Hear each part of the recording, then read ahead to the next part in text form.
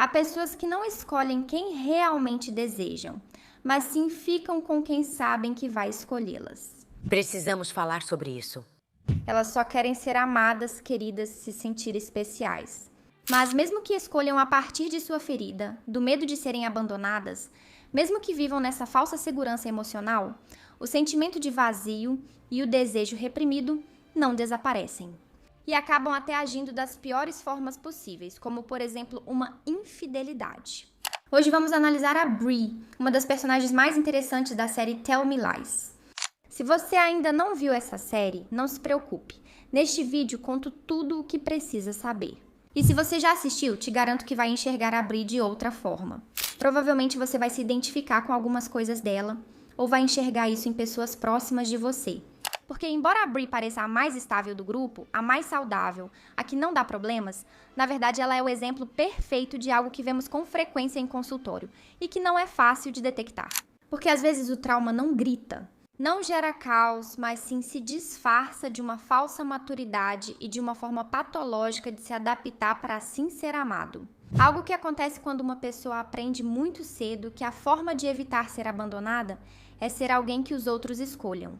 Alguém fácil e que não exige nem pede nada. Vamos nos encontrar no apartamento em 1 hora. Precisamos conversar. Vamos à análise.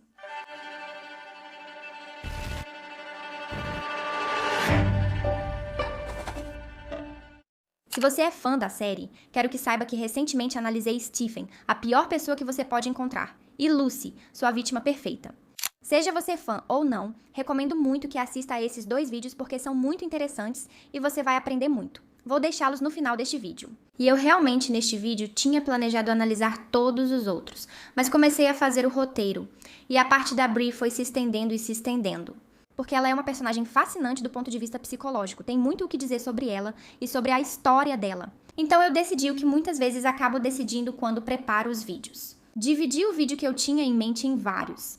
Então hoje vamos focar na Bree, e depois eu vejo o que faço com os outros. E para entender esse perfil psicológico e aprender com ele, vamos revisar sua história em ordem. Porque só assim dá para entender por que a Bree é como é e por que faz o que faz. Para entender a Bree, assim como qualquer pessoa, é preciso começar pelo começo dela. Por que acredita neles e não em mim? Tudo isso é uma grande confusão. E no começo, no caso dela, é bem difícil. A mãe dela ficou grávida dela com apenas 14 anos. Uma menina que teria outra menina. E que, evidentemente, não tinha condições de cuidar desse bebê. Não só pela idade, mas por tudo o que a cercava. Uma vida instável, um futuro pai que não se importa, vícios, problemas emocionais. Então, Bree passou a infância indo de casa em casa, em lares de acolhimento. Sempre esperando finalmente ficar em um lugar seguro, estável, definitivo. Peço que pare e se coloque no lugar dela, pensando no que é crescer assim. Se já ser abandonada e criada em um lar de acolhimento é algo doloroso, imagine a ansiedade de ver, na sua infância, que a qualquer momento podem te tirar de um lugar, podem te descartar. É compreensível que, tendo passado por tantas casas e vivido abandonos repetidos, Bree tenha moldado seu caráter de uma forma muito específica. Solícita, tranquila, responsável, madura. Porque nesse contexto, Bree aprendeu algo muito importante para sobreviver. Você tem que se esforçar para ser querida, escolhida. Vou levar isso para o carro. Obrigada. Você não pode ser um incômodo, não pode ser um peso, algo de que eles queiram se livrar. Você precisa se mostrar bem e ser fácil de lidar. Eles precisam te ver como uma menina mais agradável e fácil de lidar. Assim ninguém te manda para outra casa. Faz sentido? Infelizmente, isso é comum em pessoas que sofreram abandono na infância. Elas aprendem a não pedir ajuda, a não chorar quando dói, a sorrir quando estão com medo, a ocupar o menor espaço possível para que ninguém decida que não vale a pena ficar com essa pessoa abandonada. E essa estratégia, que quando menina realmente a protegeu, na vida adulta se transforma em uma armadilha. Algo que costuma acontecer com essas defesas que desenvolvemos diante dos traumas. Sim, na época é algo funcional, nos protege, mas quando já não precisamos mais, isso fica gravado em nós, e longe de ajudar, acaba nos prejudicando.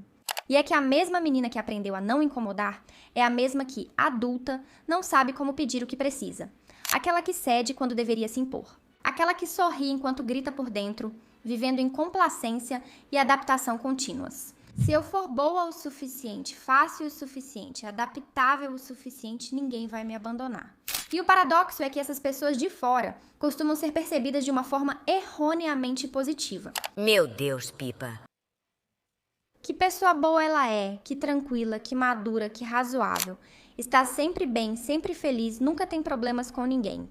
Mas essa maturidade emocional, essa estabilidade são falsas. Porque o que a pessoa faz para ser escolhida, para parecer perfeita, é simplesmente não se conectar com o que sente, com o que quer e com o que precisa. O que ela faz é negar a si mesma. O que por fora parece muito bonito, na verdade tem um núcleo patológico. Bri construiu uma personalidade tão controlada, tão adaptada, tão voltada para não incomodar, que nesse processo ela se desconecta do próprio desejo. Ela se desconecta de si mesma.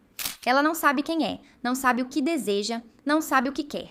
Só sabe o que não quer sentir. Abandono. Por exemplo, no primeiro ano da faculdade, Bri tem relações pela primeira vez. E isso, longe de ser algo desejado, bonito e agradável, ela faz mais do que tudo para se encaixar nas conversas das amigas. E, durante o ato, ela passa por maus bocados, porque o garoto nem pensa no prazer dela nem a trata bem. Mas ela, o tempo todo, fica em silêncio, sorri e até conta para as amigas que gostou. Tudo para poder se integrar e agradar as outras pessoas. Isso tudo te soa familiar? Você conhece alguém que parece que está sempre bem, que nunca reclama, que nunca confronta, que é extremamente fácil de lidar? Ei, não entendo. Você chega em casa, estamos bem e de repente algo muda. De fora, pode parecer alguém admirável, alguém exemplar, alguém muito conveniente para se ter por perto. Mas se olharmos para o seu interior, veremos que tudo o que existe são emoções e necessidades reprimidas e negadas. E que assim que a pessoa perde o controle, tudo isso explode. Bri chega à universidade e faz parte de um grupo de amigos. Lucy, Pipa, Stephen, Britley e Evan. Evan é o garoto bonzinho do grupo, responsável, tira boas notas e nunca faz nada errado. Ele lembra Bri em versão masculina, mas suas essências são bem diferentes. Lucy, quem se odeia em segredo? Isso é sempre importante distinguir. Na psicologia não é a mesma coisa o comportamento observável e a origem dele. Porque a origem e a função é que realmente nos dão o significado e o que a pessoa é. O caso é que o grupo começa a pressionar Bri e Evan para que eles fiquem juntos. E como os dois são bem complacentes, eles acabam ficando juntos. Apesar de nenhum dos dois ter interesse no outro. Meus amigos dizem que o certo é fazer isso, então eu faço. Além disso, a própria Bri diz: Evan é bom, impossível que ele me machuque ou me trate mal. Aqui eu vou ficar bem, é o certo. Mas o que eu quero que você se pergunte aqui é: será que a Bri realmente escolhe o Evan? Ou será que a Bri aceita ser escolhida pelo Evan? Porque são coisas bem diferentes. Muitas pessoas não se perguntam isso em seus relacionamentos. Você realmente escolheu e quis estar com essa pessoa? Ou apenas aceitou que essa pessoa estivesse com você? E tudo o que isso traz. Para a Bri, o Evan representa estabilidade, cuidado, previsibilidade, um vínculo teoricamente saudável. Porque costumamos pensar que saudável é igual a livre de conflitos. E não, se não há conflitos, mas você também não quer estar com essa pessoa, isso também não é saudável. Bri não escolhe pelo desejo. Ela escolhe a partir dessa ferida, desse medo. E isso acontece com muitas pessoas. O que diabos você tem com o Drew? Nenhum, eu não ligo pra ele. Eles escolhem como parceiro, ou bem, como carreira, como estilo de vida. O que supostamente é o certo, o correto. O que evita que tenham problemas, sofram, ou o que o entorno espera delas. Mas logo percebem que escolher sem desejo traz más consequências. Sim, Evan é bom, é seguro, é confiável. Mas Evan não desperta em Bri aquele querer, aquela ilusão. Bri não escolhe com quem quer estar, apenas escolhe não ser abandonada. Mas mesmo que na teoria Evan pareça a opção certa, ele também tem seu processo psicológico, seus problemas, como todo personagem dessa série, que nenhum se salva e acaba fazendo o que ninguém imagina dele. Ele trai Bri em uma noite de festa. E Bri, que é capaz de perdoar quase qualquer coisa só para não perder o vínculo, pensa a respeito. Mas então aparece Oliver. Um homem que, no âmbito psíquico, tem grande simbolismo no desenvolvimento psicológico de Bri. Oliver é professor nessa universidade. Oliver tem mais de 20 anos a mais que Bri e é casado com sua professora de literatura. E desde o primeiro momento em que eles se encontram, algo se move dentro de Bri e do ponto de vista psicológico isso faz todo sentido. Você esperava que eu fizesse alguma coisa? Como você sabe, Bri passou anos controlando seus desejos, suas necessidades, adaptando-se, escolhendo a partir do medo, do que é seguro, do que supostamente é certo, do que é socialmente aceitável e esperado dela. Mas como todas as emoções, por mais que a gente as ignore, elas não desaparecem e na verdade se acumulam, ficam tensas. E quando algo se quebra ou perdemos o controle, tudo isso vem à tona com uma força proporcional a todo o tempo que ficou reprimido. E claro, depois da grande decepção de Evan, depois de ver que escolher o que é certo também não a salva de sofrer esse abandono, essa traição, esse sofrimento, então Oliver aparece como esse objeto proibido, a alternativa a Evan, que é o objeto correto, o bom, o adequado. É um vínculo secreto, arriscado, imoral, é o proibido, é o oposto de Evan e é o que Bree sempre escolheu. Entre aspas, porque isso não é escolher. A opção errada que simboliza tudo o que sempre reprimi versus a opção certa que sempre escolhi. E mesmo assim, me decepcionou. Então, desperta em Bree uma necessidade quase compulsiva de pular desse precipício, de ceder a todo o seu desejo reprimido. Dá pra entender isso? Por isso, tem pessoas que de repente você vê dando uma guinada na vida, fazendo coisas loucas, inesperadas, temerárias. Porque quando você passa a vida toda agindo para agradar, por dever, pelo que é certo, tudo isso pode acabar tomando conta de você, em algum momento. Eu gostaria de pular em cima dele, sabem? Agora, Bree, nessa situação, não está agindo apenas por esses impulsos inconscientes do que ela não resolveu em nível emocional. É que ela caiu nas mãos de um verdadeiro predador. Porque Oliver não é um homem que se apaixona por uma aluna e perde a cabeça pela primeira vez. Ele já faz isso há muito tempo, sempre com o mesmo modus operandi. Ele finge encontros casuais com alunas, faz com que elas pensem que estão seduzindo ele. Que, pela primeira vez, esse homem de bem trai a esposa e arrisca tudo por aquela garota especial que conheceu, e se faz isso por ela, é porque ela é única. E claro, elas com 19 anos recém-chegadas à universidade e com sua bagagem emocional, claro que se sentem muito bem, se sentem especiais. Porque quem colocaria em risco seu casamento e toda a sua carreira por qualquer garota? Fazer alguém se sentir especial é uma manipulação que funciona bem em pessoas com feridas de abandono, que não se sentiram escolhidas ou se sentiram invisíveis. Algo que Oliver, como um bom predador, sabe identificar perfeitamente. Buscam validação até a exaustão, não respeitam os limites. Manipula através da validação. E para Bree, com sua história, essa validação é pura dopamina. Também não podemos esquecer a diferença de idade. Um homem mais velho com uma menina que nunca conheceu o pai ativa nela algo muito profundo. Esse anseio pela figura paterna que ela nunca teve. O que popularmente é conhecido como Daddy Issues. E aqui, em confiança e com bom humor, vou contar que tem um grupo no WhatsApp com amigas psicólogas que, curiosamente, cada uma por motivos diferentes, não temos pai. E qual é o nome do grupo? Daddy Issues Girls. Como costumamos dizer, meus traumas, minhas piadas. Rapidamente, Bree se apega ao Oliver. O que começa como uma atração vira uma obsessão. Não uma obsessão pelo Oliver em si, porque ela realmente não o conhece. O que está por trás disso é mais uma obsessão por vencer, por ser a escolhida de forma definitiva. É como a vitória na vida, na história da Bree. E ali, vencer significa fazer com que Oliver deixe a esposa por Bree. Bree quer se sentir escolhida acima de tudo. Ela busca, através disso, reparar a ferida profunda que carrega. Posso te ajudar? Sim, sim. Bem, Quando a ferida de abandono, ou qualquer outra, está tão ativa, sua cabeça entra em um modo que poderíamos chamar de modo de reparação. Que basicamente é isso. Se eu conseguir que essa pessoa me escolha, então eu provo para mim mesma que eu realmente valho a pena, que eu sou suficiente, que eu mereço ser amada. Não preciso mais viver com a angústia de que vão me abandonar. É uma lógica inconsciente que usa o relacionamento do presente para tentar reparar, superar, vencer uma história do passado. Sabemos que isso nunca funciona, pois nenhum relacionamento cura o que outra pessoa destruiu antes. Mas enquanto você está nisso, não consegue ver. Porque quando a necessidade de validação está muito alta, o cérebro omite as informações que poderiam nos alertar sobre o que está acontecendo. Isso nos leva a agir de forma impulsiva, irracional, inconsciente e muitas vezes sombria. E na verdade, aqui podemos ver como aquela tranquila, doce, inocente e responsável Bree não só é capaz de passar semanas dormindo com um homem casado, mas também vemos que ela começa a manipular, enganar, distorcer, ficar em silêncio, armar armadilhas. Coisas que Bree nunca teria imaginado que seria capaz de fazer. E é que quando estamos presas em um ciclo de dependência emocional, às vezes fazemos coisas que nem reconhecemos. Às vezes agimos sem entender e depois questionamos: por que fiz isso se não sou assim? E a resposta quase sempre tem a ver com a mesma coisa, uma necessidade não resolvida que buscava ser satisfeita da maneira errada. É sobre isso que falo no meu livro ao mencionar os manipuladores cinzentos. A maioria manipula inconscientemente, movida por feridas, medos e desconfortos não resolvidos. E é que, quando não somos capazes de encarar nossas sombras de frente, nos olhos, com coragem, às vezes podemos acabar agindo mal, tudo para evitar conectar com nossa dor e nossos vazios. A manipulação não vem apenas dos vilões da história. Às vezes, ela vem de quem tem muito medo de olhar para dentro de si mesmo. E muitas vezes, somos nós mesmos que manipulamos sem perceber. Terminei com a pipa.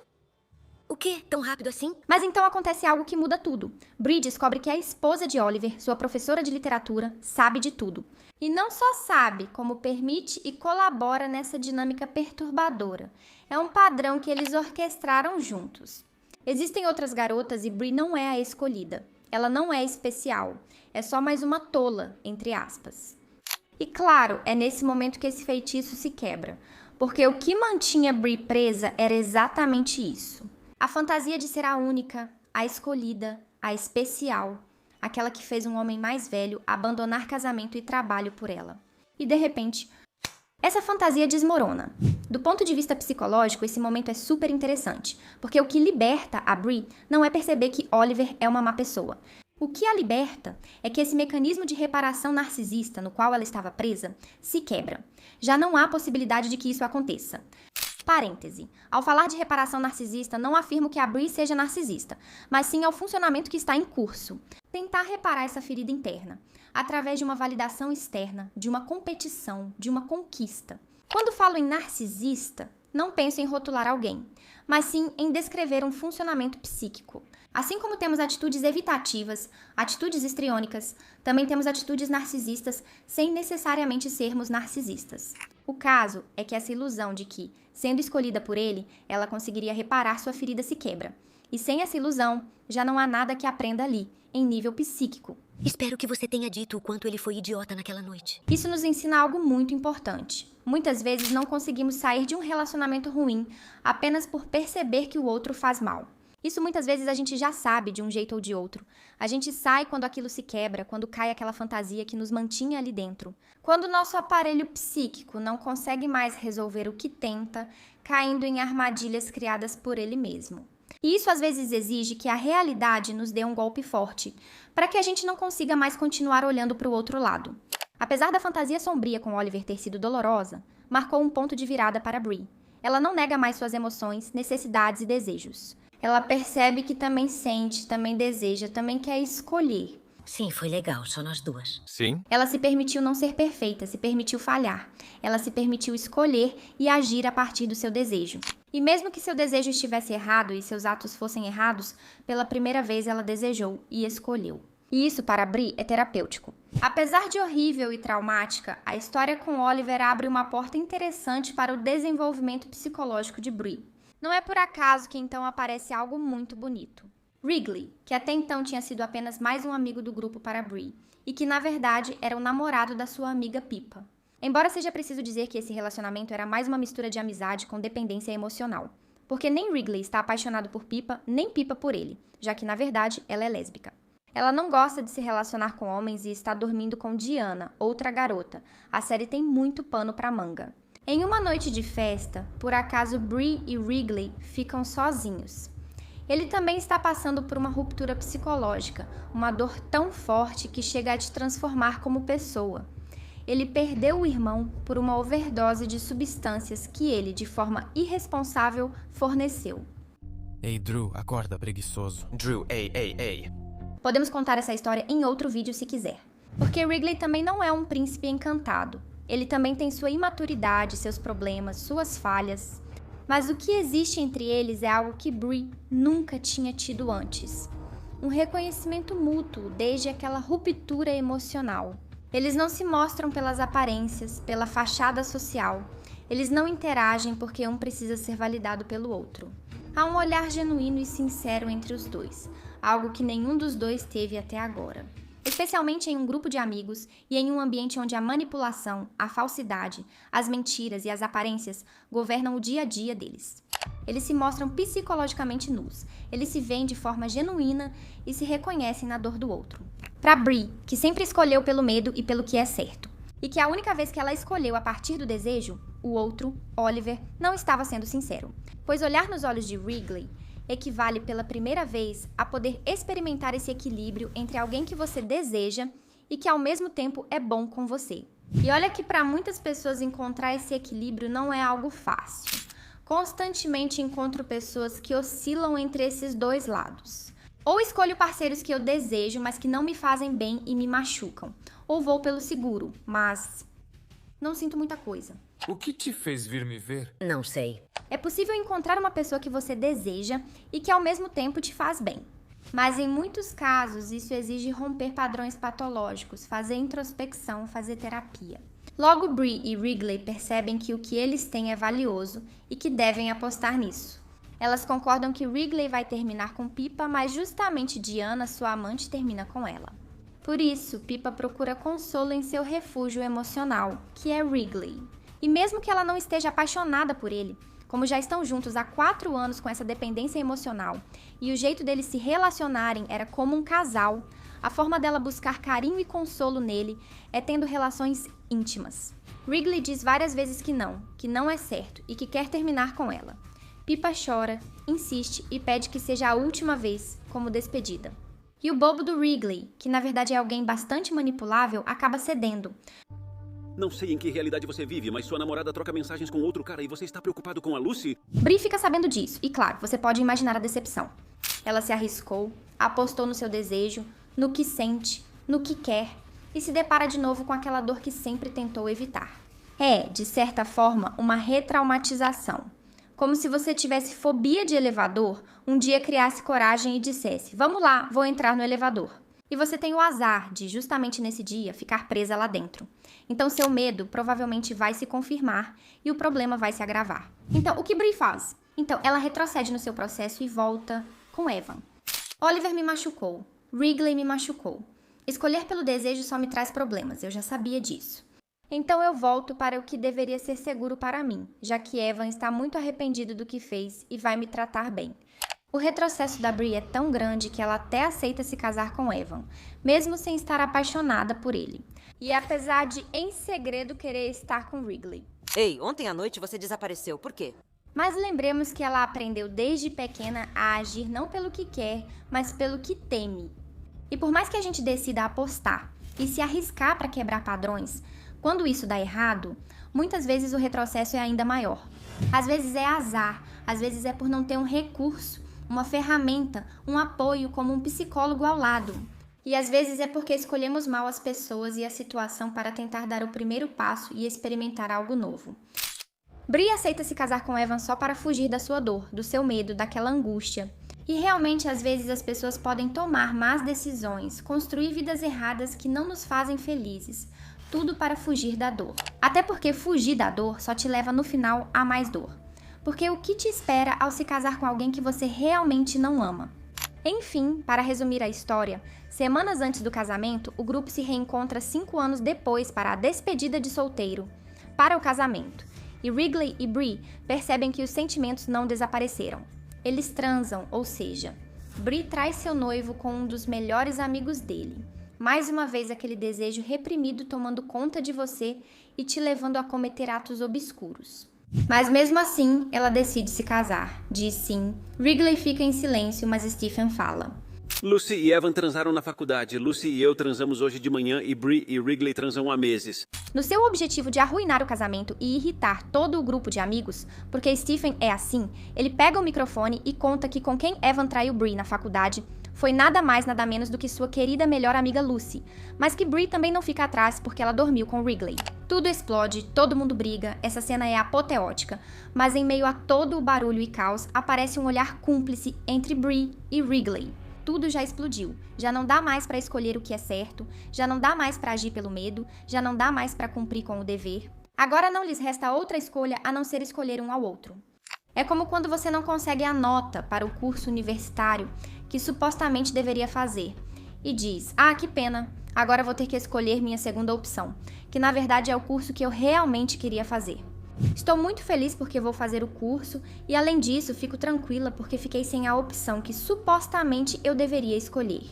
Ou seja, estou escolhendo, mas sem essa responsabilidade. Com a personagem Bree, podemos aprender muitas coisas e espero que tenha sido assim nesta análise. Você está bem? O que aconteceu esta noite?